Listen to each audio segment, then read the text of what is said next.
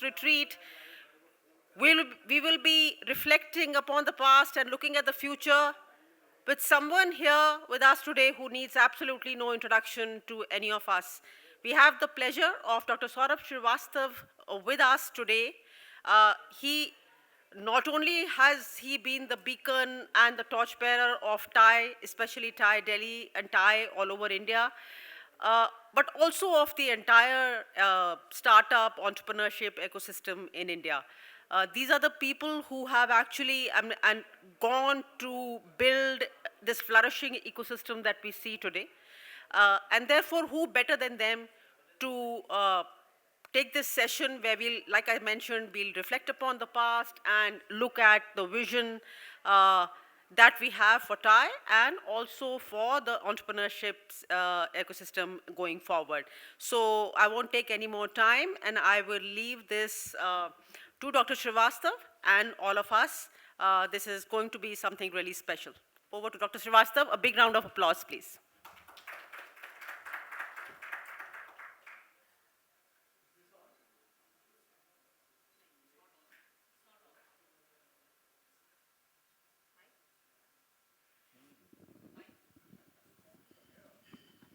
Can you hear me? Yeah. Should we wait for everybody to get in? Yeah, let's give it 2 minutes. Yeah. No tearing hurry.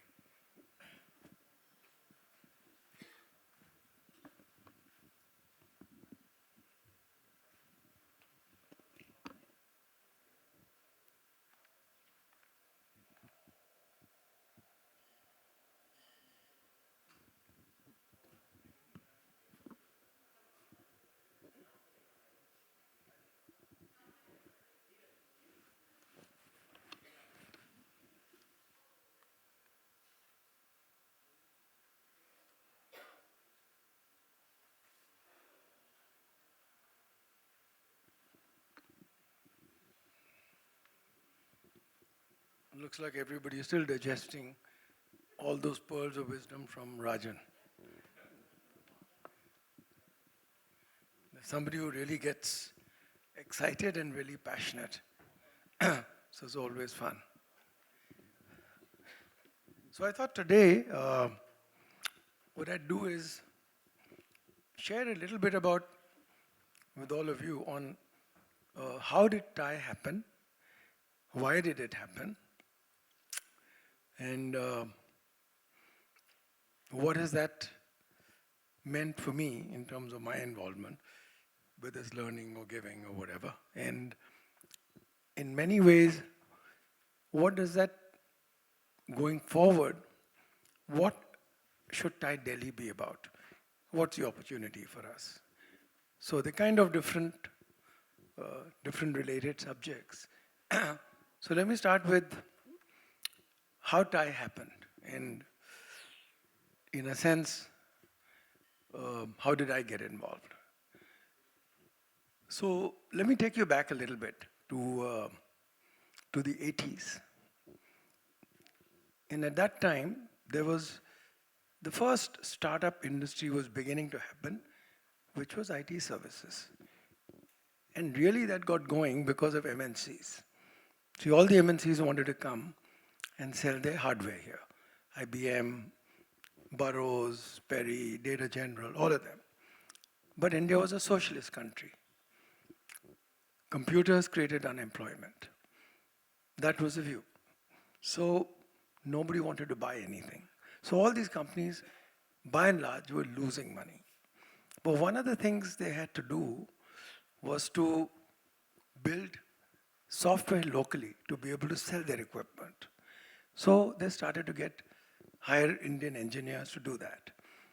And then they discovered that actually this talent was very good. So after a while, they started to use the same software engineers to build software for them globally. So Tata Unisys was born, Data General did, all of these companies did that. And in effect, I can tell you when I was running Tata Unisys, about 150% of the profits came from software. They lost money selling computers, which is what they wanted to do, but the software made it up for them. So now all of us who were involved on the software side said, hey, this is a tremendous opportunity because we were growing at 50, 60% a year. Profits were like 30, 40% PBT. So we said, hey, this is something we should do ourselves. But the environment at that time was very difficult. It was not like today. When I left Tata Unisys and started my first startup in '89, it took 1 year to get all the permissions. There was no venture capital, no debt, no angel investors, no bandwidth, just phone lines that worked at 24K when they worked. Uh, you could take $8 with you when you traveled abroad. It was not a great scenario. And government policies were a mess. So software was sometimes, there was import duty treated as a product. Sometimes there was a tax on royalty, all kinds. It was a disaster. 200% duty on importing hardware and software. So it was a difficult time and no domestic market. So at that time, we all banded together. We said, look, this is a great industry, huge potential. Nobody understands. So why don't we create an industry body? We were all too small for anybody to listen to. So when I was involved in co-founding NASCOM in 1988, Infosys was about $500,000. So you can get an idea. Everybody was small. 70, 80% of the industry was just TCS and Tata Unisys. So we banded together, A, to lobby with government, and B, to build a brand overseas. Because in those days, India didn't have the image of today. It was seen as a loser country. So software from India, people would laugh. So we banded together and said, look, if we go as a group, 20 of us, maybe we'll get an audience. And so we had these things called Software India seminars. We'll get together, we'll get a senior person from government because everybody overseas thought the government was against this. So we would take somebody along and then we would get in touch with friends, successful Indians, wherever they were, and set up seminars. So on one of these trips, we took with us a person called Mr. Vittal. Mr. Vittal was the Secretary of Electronics at that time. Most of you wouldn't have heard of him, but he was single-handedly responsible for creating this IT services industry. So he came with us. There were about 15, 20 of us. I remember Nandan Nilekani was part of the group. So we went to about 5 cities, and one of them was going to be San Francisco, Silicon Valley. So we were all set up, and we had reached out to a number of successful Indians there. Kanwal Rekhi was well known. He was the first Indian to have taken a company public on NASDAQ called Excelan. There was Suhas Patil. He'd created a very successful company called Cirrus Logic. There were a bunch of them. And so we set up to meet with them. As it turns out, the flight got cancelled. So we never made it in time for that gathering. But these guys got together. And they realized that they started to talk amongst themselves. They didn't know each other at the time. That they had a lot of things in common. They had struggled, they had no mentors, they couldn't raise any money. All of that came out. And they found they had a lot in common. So they agreed to keep meeting monthly for dinners or lunches. So they did it for 2, 3 times. And then it started to evolve. They wanted a purpose. And they started to think and they said, hey, we had no mentors. We had no support. Why don't we actually do that for people of Indian origin? And they later extended it to say South Asian origin here. So it evolved a little bit and they said, okay, why don't we do one mentoring event? And so there's a place called Fairmont Hotel in San Jose, right in the heart of Silicon Valley. And they set up and they expected about 50 odd people to show up. So they all turned up there. 500 people showed up. They hadn't planned for that. And then they knew that this was an idea whose time had come. So that's how TiE Silicon Valley came into being. Now, what happened at that time, how I got involved, is to some extent, you might say that me and those of us in our group who went there were responsible for the creation of TiE. Because if we hadn't got this meeting set up for us, these people wouldn't have met. TiE would never have happened. I mean, this is how things happen. But at that time, the startup that I had done in IT services, IS Infotech, uh, we had acquired a company in Silicon Valley. And so I was spending 6 months every year in the valley. So as a result of that, I got deeply involved in what was happening at TiE. It became part of my ecosystem. So I got to know all these people very well. They all became friends. And in that sense, that is how, in a sense, uh, because TiE was formed in 1992, Silicon Valley. And that was really TiE, you might say global, whatever it was, TiE, it was TiE Silicon Valley. Okay. Boston, all of these came down the road. And many things happened while I was there. One of the things is, I really got to understand the entire, and connected to the entire VC ecosystem, startup ecosystem. Remember, Silicon Valley was not as developed as it is now. Silicon Valley was also a work in process at that time in '88. And that led to bringing TiE to India.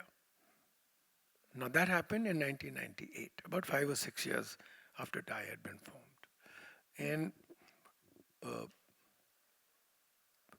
when I decided to launch a Delhi chapter, I must tell you that was, when I look back in hindsight, uh, it was probably a difficult time for me to do it, because at the same time that we launched TiE Delhi, I was negotiating an exit from my first startup. So we were in the middle of doing all that. And at the same time, I was also involved in co-founding the Indian Venture Capital Association. So I was kind of, for a while, wearing three hats. Chairman of my startup, TiE Infotech, president of TiE Delhi, president of IVCA. It was about as entrepreneurial as it gets. And so what we did to make it happen, it was all bootstrapped. So we got all of the expenses for TiE to be underwritten by my software company. I spoke to my partner, Mohit Goyal, whom many of you know. He was okay with it, so we housed it within our company. And actually, in the first couple of years, there were no costs, because Padmaja Ruparel, who many of you know, was my colleague at my startup, and she was a de facto executive director of TiE, also of IVCA. And then in 2001, we got Sumit, came on board, then Geetika came on board. So the expense was just those salaries. And believe you me, we weren't paying very much at that time. And so the idea was, what we did, they said, look, let's incur all the costs not from TiE, from outside, from my startup. And whatever revenues we get, we park. And when we had enough money parked that we could cover costs for one whole year, then we moved TiE out to an independent location. So that's in a sense how Delhi happened to be. And I would say uh, it was, but traction was hard. Traction was very hard in the initial years. And traction was hard for many reasons. TiE, having been born in Silicon Valley, was all about tech. It came to Delhi. Delhi was not the center of tech. At that time, tech was Bangalore. And soon after we formed TiE Delhi, we had this 2000 bubble burst. The internet bubble, the telecom bubble, all nosedived. And so for us, little momentum that we'd got became an issue. So that's when we decided to diversify. And we said, look, TiE is about entrepreneurship, not tech entrepreneurship. So let's broad base it. That's how retail, all of this started to happen. The other reason we had a challenge was it was very hard to find charter members.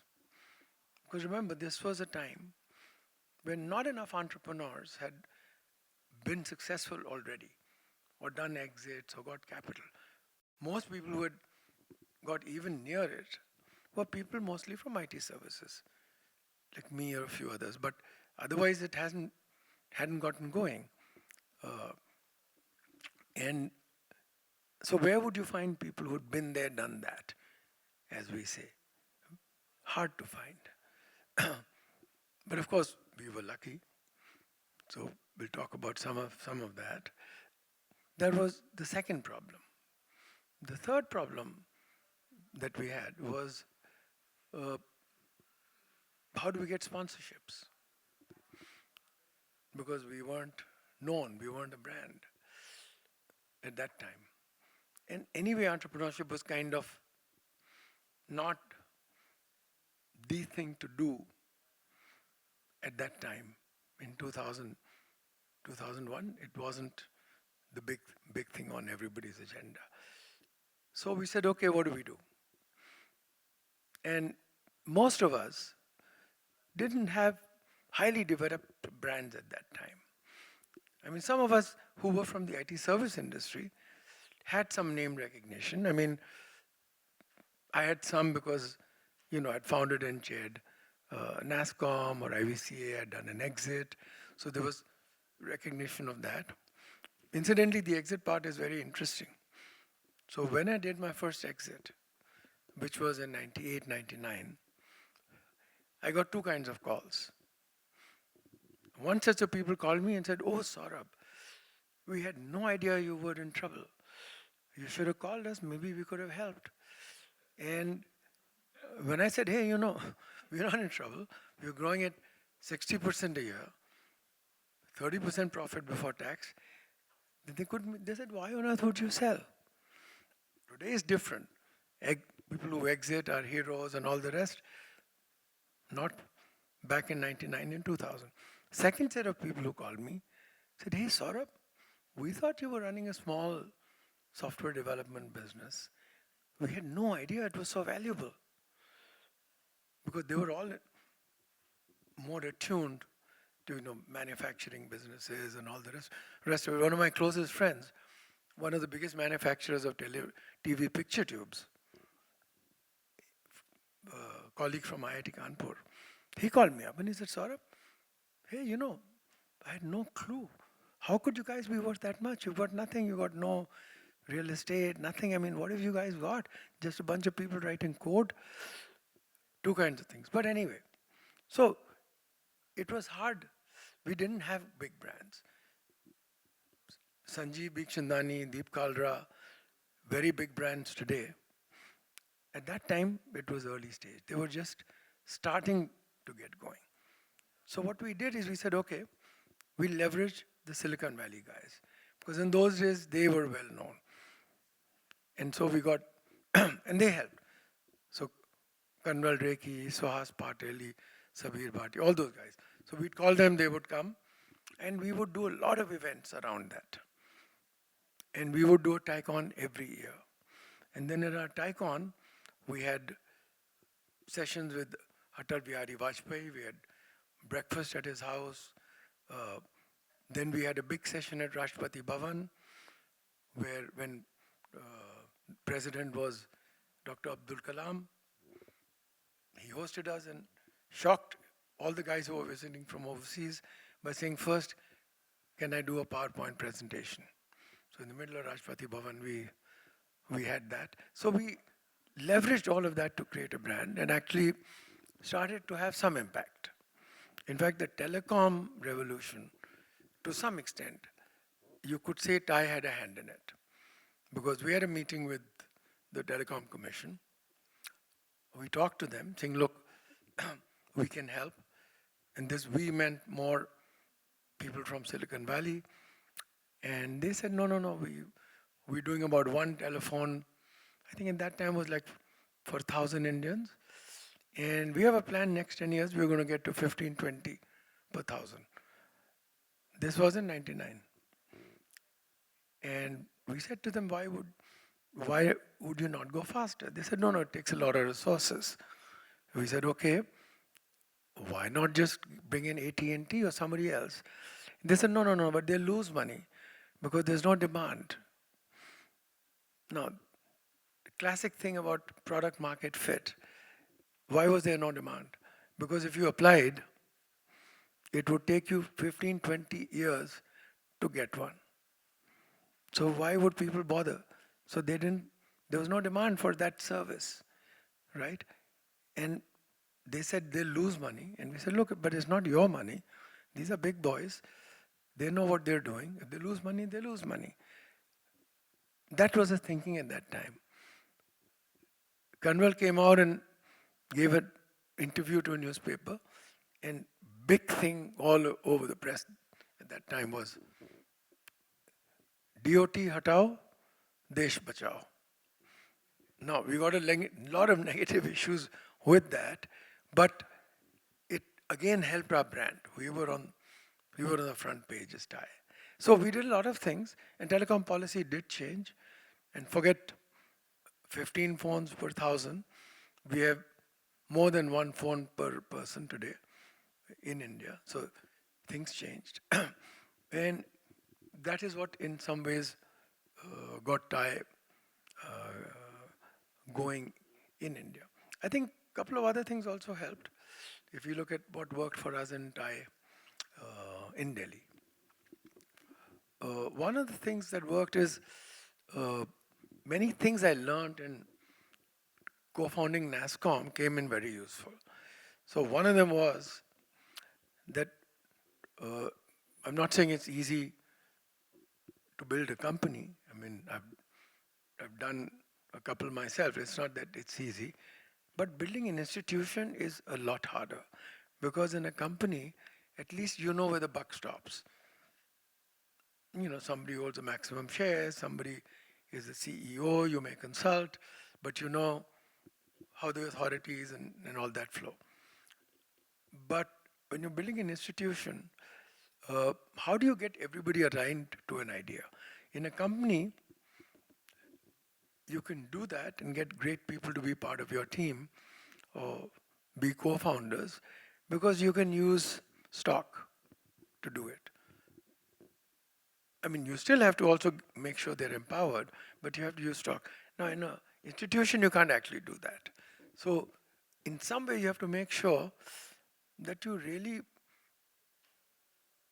work hard to make sure that you get really great people who are big in their own rights, but they all own that central idea, and it takes time. So it can't be your idea. It has to be something that a lot of people feel is their idea, and that's how NASCOM became successful. We were able to do that, and that experience helped. So when we had to do TiE, that's what I did. Reach out to people I knew, friends, whatever, and co-opted everybody in. You have Raman sitting here, itself, Alok, so we have a number of people who sort of have been our pillars at TiE.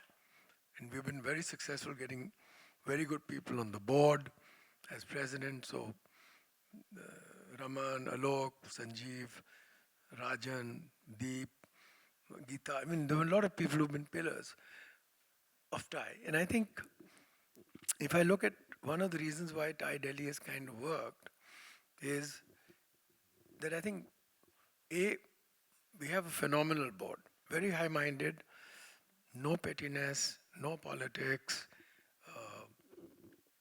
very collaborative, very supportive of the team. We've had a phenomenal team. Geetika, Upasna, a whole lot, great team.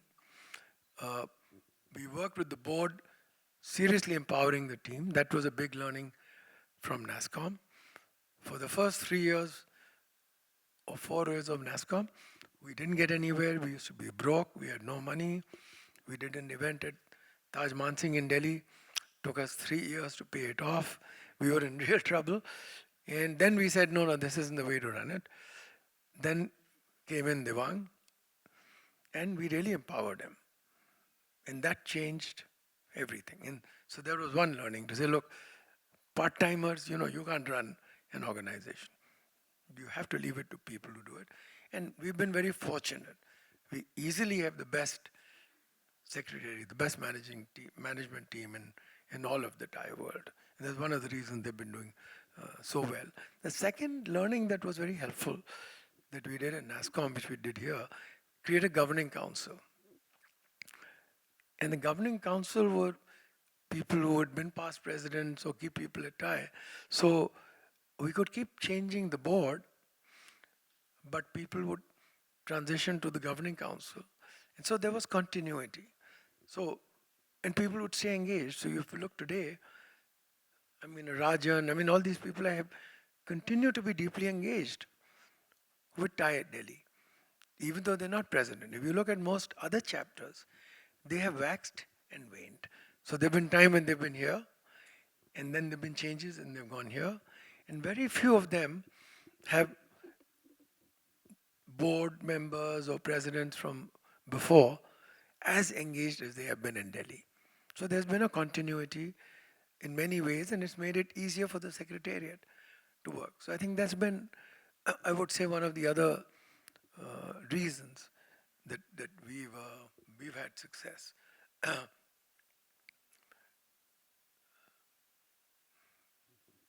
I would say, so let me come back to my association with TiE. What does it mean for me? So one of the reasons for huge attraction was the thesis. This whole idea of Guru Shishya. It's something that worked for us through the ages in India. And to use some form of that was very attractive. It was also so because most of us did not have anybody to help. There were no mentors in our time. There was nobody who would help you, lend you a hand. So there was none of that at all. So the only time if you went to look for mentors, and I remember when in my first startup there was no VC, angel, whatever. I spoke to one of the top industrialists, so I won't take his name, to get involved and help and whatever. All they wanted to do was take over 51% of the company. That was their offer of help. Okay, let me buy 51% and then let me see how I can help you guys. So it was very attractive to do it. That was one of the reasons that I got attracted. And the second thing that's happened also, if I look at what's happened and what's one learned, I've made some phenomenal friends, and all of you should look at that piece. That has been absolutely invaluable through the TiE network, both here and in Silicon Valley. And many other things happened. If I look at the first venture capital fund, so I did a venture capital fund called Infinity in 99. And that was probably the first VC fund in the private sector. And it happened because of TiE. I remember we were having a big event. We were doing a TiECon and all of the heavyweights were here. We did a breakfast. I talked about it, and number of hands went up just on that conversation. I'll put in $1 million, I'll put $500,000. Kanwal said, why don't you come down to the valley? I went, he hosted a dinner. So we had all these guys who had successful exits, Jagdish, BV Jagdish, and KB Chandrasekhar, all those guys. And Kanwal said, here's a pitch. He's doing a VC fund, India doesn't have it. I'm putting in $1 million. Can we go around the table? And Jagdish said, $250,000. And he said, Are, you just made 200 million. 1 million. 1 million for Jagdish. So we kind of just raised the money there. I got a call from Silicon Valley Bank saying, look, we need your details. We have to wire you some money. And they said, look, a lot of our people who invest with us, have talked about your fund. So we would like to put some money in. Never met the guy, never met anybody. Our fund just got raised. And it spawned a lot of funds after that. So in many ways, that happened before that. If I look at the Indian Angel Network, now there was no angel investing. So we said, okay, let's create the first angel investing group in 2006. So the first group of people we put together, again, came from two sources, either NASCOM or TiE. So if you look at the founders, and Raman is here, if you look at the co-founders of the network, if you look at the board, all of that, you'll find it has a lot of sprinkling of TiE. And that sparked off the angel movement in India. So after we did that, uh, Sasha Mirchandani flew over, spent half a day with me at home in Delhi to understand what we were doing, how we were doing it. They wanted to do Mumbai Angels. Same thing happened with Mohan Reddy in Hyderabad. I was there. That time I was chairing a company, CA Technologies. He said, look, would you come and give a talk? I'm going to call a whole bunch of people. And we talked about angel investing. And so Hyderabad Angels was formed. So in some ways we unleashed another movement. So start looking at the ripple effect of what happened with that, with the association with TiE, and what all it made happen. And I would say this because for all of you who are TiE Delhi charter members now, I think a lot of how much you can get or take out depends on how you envision what's possible. So in all of that I'm talking about, if I go back, TiE has a huge imprint on a whole bunch of things that happened. And not only did they make a difference to me or Raman, but at a national level, they've had a huge impact on venture capital, on angel investing, all of that. So I wanted to talk a little bit about what's the opportunity. And then we can.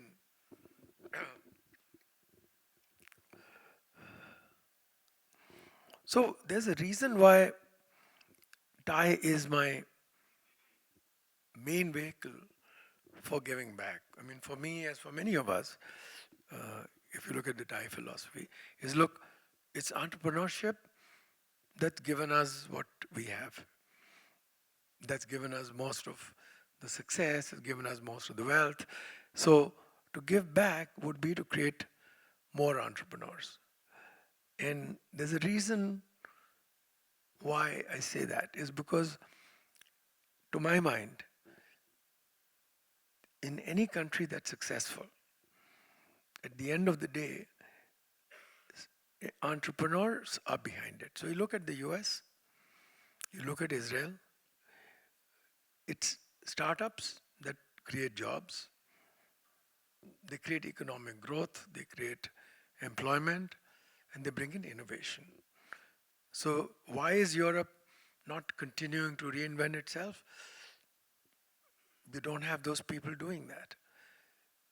In the US, all of their old industries also have nosedived, like all other countries, but they continue to reinvent. All of the most valuable companies in the US didn't exist a few decades ago. And so they reinvent everything. If you look at Israel, sitting in the middle of a pretty difficult neighborhood, that's a developed country. The reason they can have the audacity they have today is because everybody in the world needs Israel. They don't need any of the other nations around them. So for India, we have 4 billion people. We are fifth globally in terms of GDP. We're drifting towards a third. So we want to be one of the three poles in the world: China, Russia, China, US, and India. How are we going to get there? And my personal thesis is that it's our startups that will actually drive that engine, because we need innovation, we need employment, we need economic growth, and we need startups who see the big challenges we have as opportunities and solve them. And this came up a little bit in the morning when Rajan was talking, and I think there was a question about, are we just solving for the top 100 million or more? And the reality is that 100 million is moving up, but long before Geo came, Sunil, Sunil Mittal leveraged that. Lowest ARPUs in the world, but very successful companies, because they found a model to actually make their customers go beyond the 100, 150. And as incomes rise, as the middle class expands, all of that changes. So, my own thesis, I share Rajan's optimism completely. We may have 150,000 entrepreneur startups. We may have, we may be third largest, but the reality is we need at least a million. And I think we are still at the ground floor. This is just starting out. And this whole talk about Viksit Bharat by 2047 or whatever, the key engine is going to be startups. There is going to be no other way that this will happen.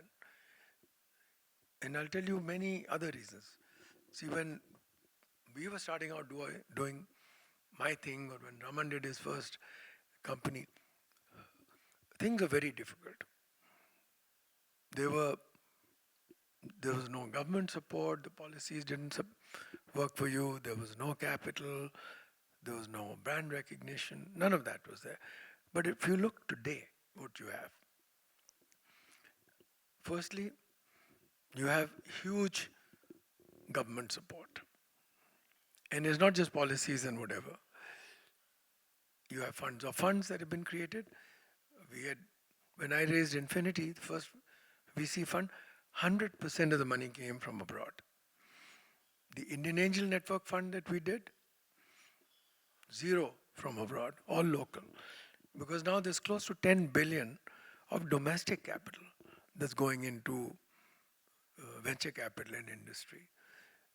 The government has also created so many areas where we wouldn't have thought of startups operating. Space has been opened up now, defense has been opened up for startups, and we are finding phenomenal startups in both of those areas. Many other areas, semiconductors, for instance, are turning up. They're putting funds together for AI. We talked about R&D in the morning when Rajan was saying that's a big challenge here. So the government recently has put together a 1 lakh crore fund, which was largely to go and invest in private sector R&D. So there's a lot of government things, and I'm not even talking about the digital public infrastructure, UID, UPI, whatever. Nowhere in the world does government do that. So either, and government do it and makes it open. So you either have China doing it, which is all government owned, or you're doing it in the US where it's all privately owned, these platforms.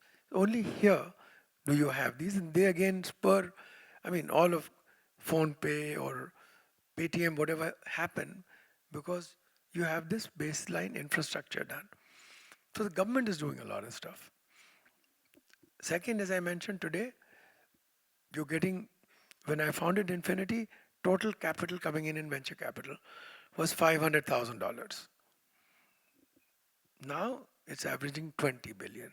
So it's a huge change. It's coming from all around the world.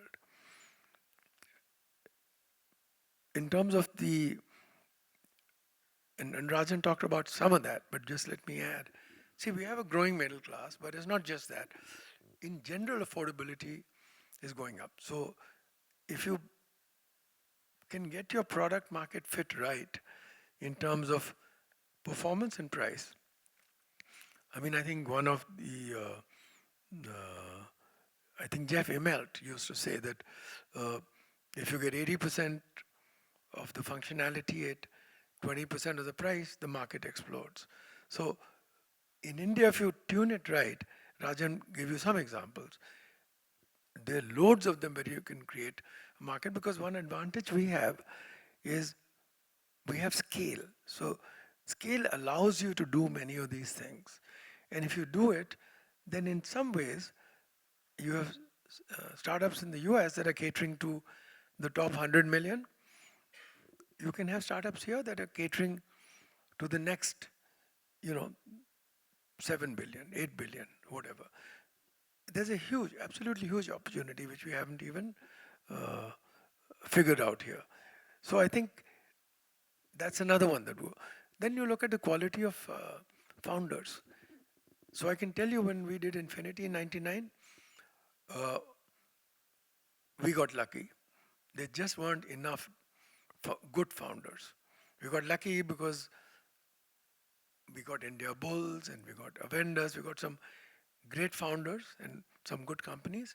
And so we could give a decent return, but very little. In 2006, when we did IN, Raman would tell you that we would see barely 100 plus companies struggle to find one or two in which to invest. And most of their ideas were around one more IT service company. Now we see like 10,000. Nobody's doing an IT service company. Phenomenal founders. And they've sort of learnt the ropes by working in other startups. They've maybe failed themselves. So the quality of founders has changed dramatically. The quality of ideas is very different. The ambitions are very different. So if you put it all together, it's phenomenal. I think the best and the brightest brains are actually now wanting to do startups. And startups are now not just aspirational, but fashionable. So look at media. Media is covering startups like anything. I mean, in our time, if there was any story about industry, it would have been Tata, Birla, or somebody else. Now look at what media is doing. And so we have so many precedences, so many role models today that is exciting everybody to come. So to my mind, I think we're just at the ground floor, just just getting going. As TiE in Delhi and TiE overall, but TiE in Delhi, I think we haven't advertised it so well, but we've had a phenomenal role in how the startup ecosystem has evolved and where it's come. But we are at the ground floor now. Now is when the fun starts. So at TiE, we need to figure out, and I think while you guys are here, you should brainstorm on that, is what do we do to move up another notch? Because the need for somebody like TiE is even greater than it was before, much more. Because we want to go from 150,000 to a million startups. All the things that were being bandied around when Rajan was here on AI, all the rest. Believe you me, because there are startups that I also meet and I'm looking at to invest. Please don't worry about AI. The kind of startups that we're talking to are also looking to do something as disruptive or more so than DeepSeek. So if I was NVIDIA, I would not worry only about China. Actually, I would worry about India as well. A lot of that stuff is going to come from here. A lot of stuff happening. And this is just the start. And the more that happens, the more people will do. I mean, this happened in IT services. The initial few of us were successful and everybody turned around and said, hey, what's special about these guys? You know, they all come from middle class backgrounds, no big deal, no family, no business in the family. If they could succeed, we can do it. That's happening now across all range of industries. People are saying, why not us? And now everything is aligned. You're all there. So I think our role is much, much more. So I would encourage us all to think about how do we actually do the next step. There's not a lot more that I wanted to add, except to say that uh,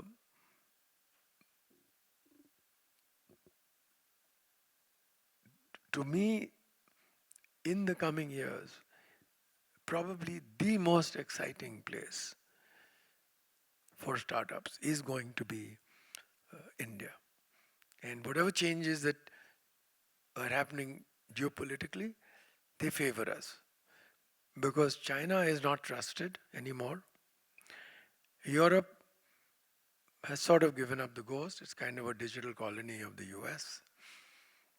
The US is seeking to go into its shell, and the more it discourages uh, immigration and people coming from outside, the more the US will become like Europe. We have the advantage, we are trusted. We are the only country of that matters which has the scale where we can build things for our own population. Most countries don't have that scale. So we are in a very, very interesting position. So please, so I'll wrap up here. Yeah. Saurabh, before I go, I do want to recognize one of your leadership from a TiE global perspective.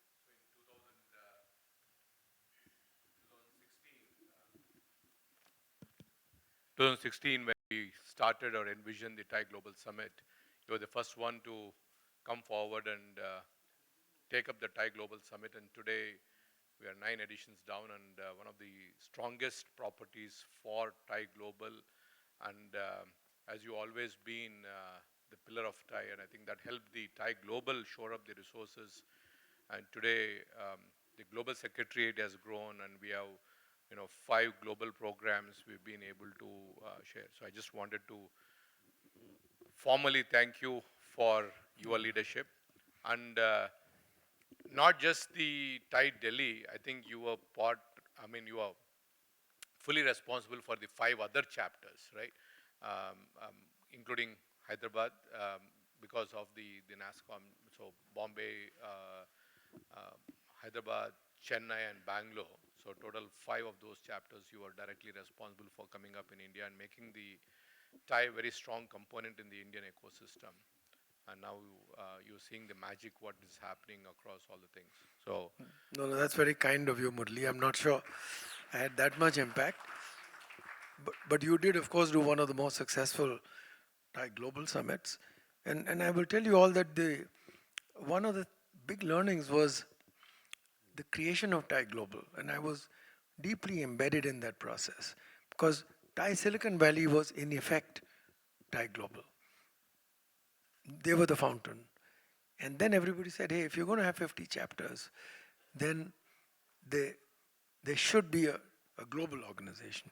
So TiE Silicon Valley had to kind of step back, take its IP or whatever you call it, and hand it over to TiE, a new entity called TiE Global. And I served on the first 2 boards of TiE Global, and you had C.K. Prahlad and Kanwal, Suhas, all that on it. And it was a very interesting process, and I can tell you very tortuous. Uh, you had seller's remorse, you had buyer's remorse, all still of is, that. still is. All of that. And it almost didn't happen. You got personalities involved. And it's a great lesson on how to navigate in these complex organizational scenarios. Huge learning. Has come in very handy since in what I've done in businesses also. A lot of learnings. Thank you, sir. Good to see you, Murli. Yeah, Saurabh, I had a uh, question for the future. You know, you've done a great job, TiE has done a great job in the last 25 years, but things have changed. I mean, when you guys started, there was nothing else, right? And you were pioneers. Today, you have, if you look at networking, there are lots of forums. Today, if you look at mentoring, there are lots of people accessible from multiple forums again. So, if you look at the future, what is the reinvention of TiE? What's the purpose now from today to Viksit Bharat? See, that's a valid question to ask of Silicon Valley. And in fact, they have a challenge because there was a reason why they were successful. Because at that time, as Kanwal would tell you, if you were an Indian entrepreneur, you wouldn't get any funding. And it wasn't racism. It was just that they said, hey, there's no examples of it. Where are Indian entrepreneurs? Where are Indian entrepreneurs in India? They're big business houses, so it's very hard. And so there was a place for what TiE was doing. But in Silicon Valley, it's been solved. Now, I mean, Rajan isn't here, but the Mike Moritz of Sequoia, I met him and had lunch with him trying to get him to invest and create a JV and do the first Sequoia fund in India before I did Infinity. And I started to pitch this whole thing about India. And he said, no, Saurabh, you don't need to do that because if you met me 5 years ago, you would have needed to do it and I probably wouldn't have had lunch with you anyway. But now, if there's a company coming and pitching to me which doesn't have an Indian founder, at least one of the founders is not Indian, I asked them why not. So he said it's quite different. A third of all startups in the valley have at least one Indian co-founder, 1% of the population, but 10% of the millionaires. So the problem in Silicon Valley is solved. So they do have an existential problem. If I look at it here, we are very far from there. We have 150,000 startups and not all of them are, some of them are fluff, obviously. But we need at least 1 million. We need to be in the same league as the US. So there's a long way to go. Your question, though, is valid. Is okay, there's stuff we did at a certain point in time, which is what was needed. How do we evolve that? What are we missing, right? So I'd say two things, and I'm sure you're deliberating on that as well, is get back and say, what's a customer market fit? What do people want? What are we providing? Is that matching or not? What's our GTM? All the things you ask startups, we should ask ourselves because we are also a work in process. Okay, and with one difference that any startup has to look a little bit to the future and when asking these questions, project itself. You don't succeed as a startup by just making sure you service something which is a huge need today. Because if that is the case, you can assume that there are many people already doing or about to do what you plan to do. It's only when you project a little bit to the future and understand a demand which is going to come, and then you triangulate and be ready for it at the right time. So in TiE, we have to do a bit of that because we know where it's going to go. How do we do it? What do we want to do? So there's no question that we can't be business as usual at TiE. We need to rethink. What do we do? How do we do? Who's our customer? All the things that I was saying that, the founders are more experienced, they're more savvy, all of that. But the huge opportunity is the floodgates have opened. And it's for us to do. Yes, there's lots of other entities which will come up. There's like any startup, whatever you do, you'll get competition. It's for us to figure out how do we actually stay ahead. I don't know if I didn't specifically answer your question, but yeah. There is an answer, but there is thinking No, required. Yeah. there is an answer, but there's no silver bullet. There's no silver bullet. But it's a set of things that we do.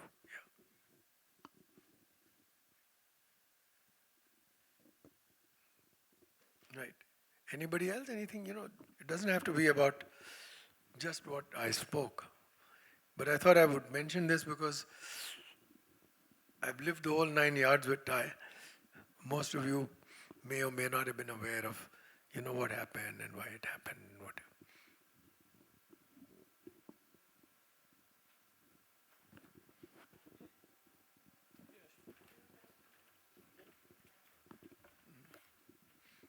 Hello, Saurabh sir. I'm Pooja Verma. I'm a founder, and I'm on to my second startup now.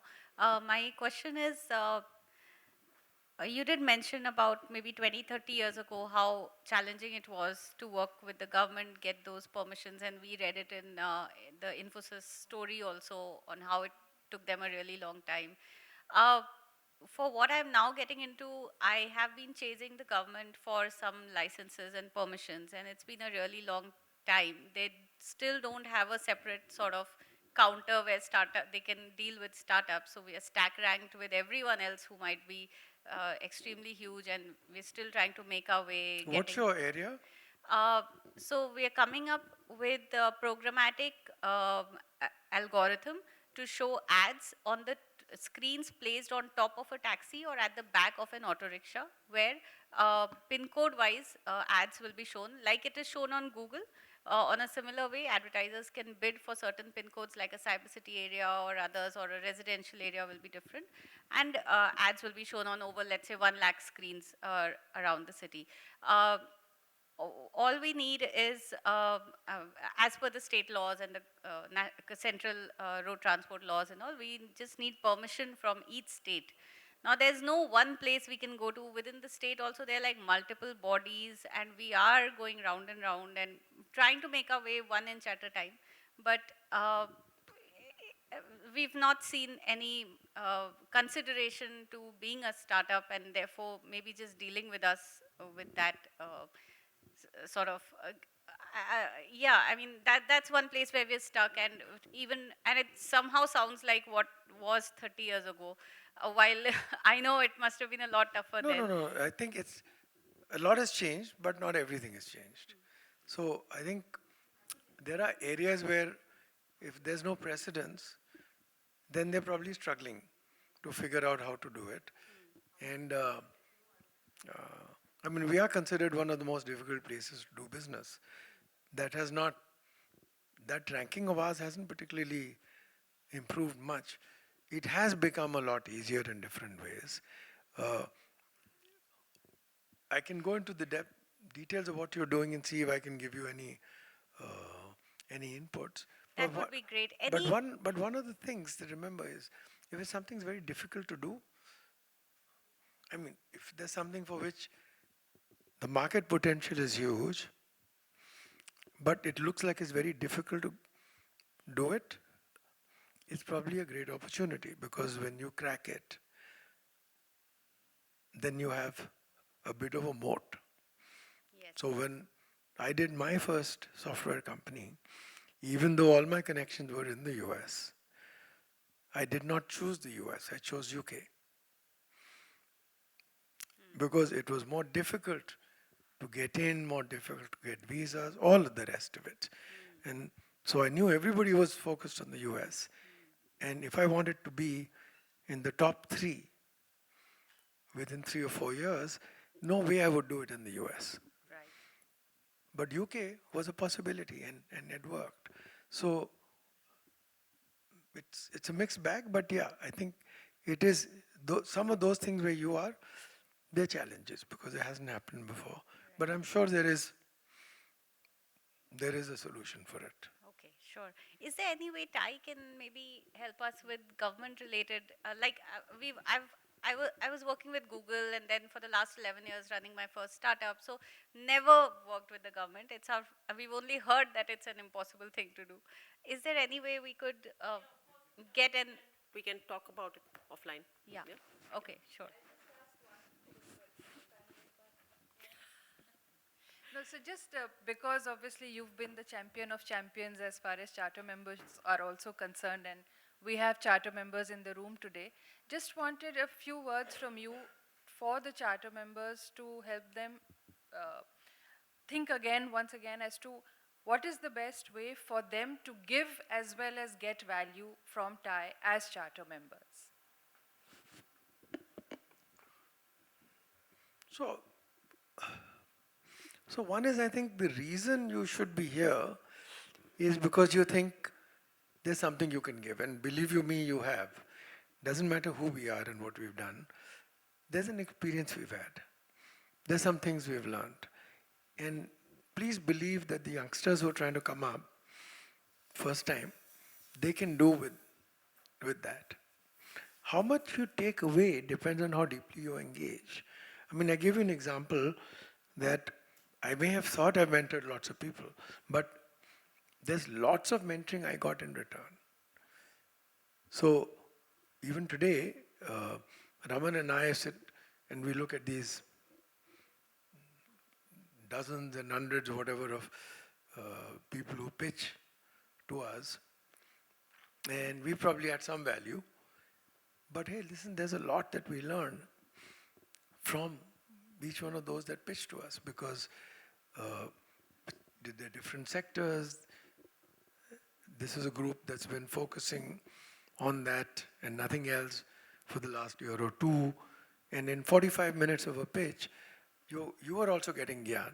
So it's two ways. So I think from the CM viewpoint, it is important to figure out, A, what is it that you can give, because that gets you engaged more deeply.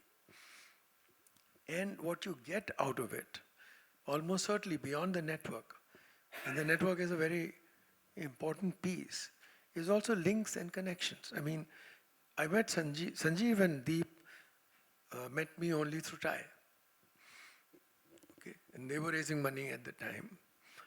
I ended up being on Sanjeev's board only through TiE.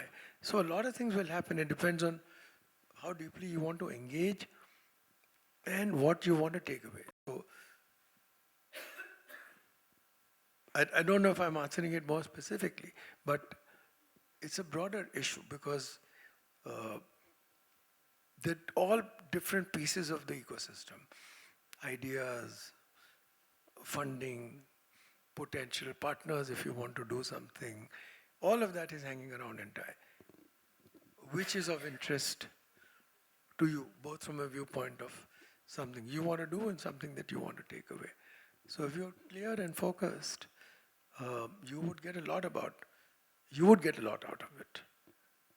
That's my view. I mean, feel free to ask any questions if you would, because clearly, when I was starting out to do things, TiE was a different organization then, but it's wider today. So I think one of the things I would strongly request all of you to do is think about what it is that maybe TiE isn't doing and should do. Are we missing something? Because things have changed. You tend to do what you do best, but you need to keep reinventing. It's in reinventing that you need new ideas. And the second part is, I think it's a very open platform. So please don't assume that there's anything that you can't do or get involved in or lead. It's just your choice on what you want to do. Because we have a great secretariat. You don't have to get the board, all of that is not relevant. It's Geetika or Pasna, the teams, they decide how things work. So, you can get involved in anything, lead anything, create new initiatives. I would say do all of that.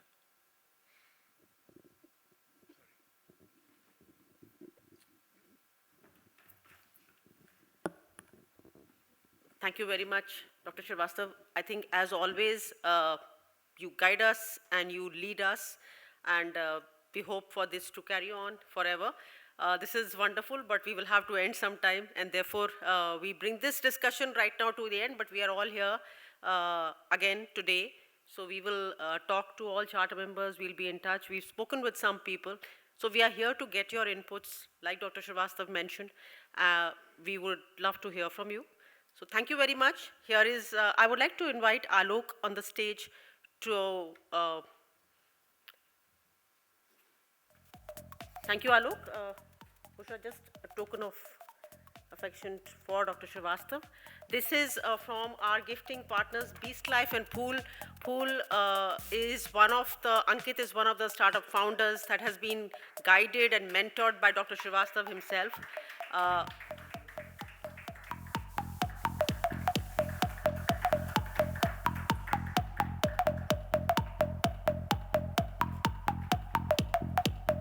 Thank you very much, sir. Thank you, everyone.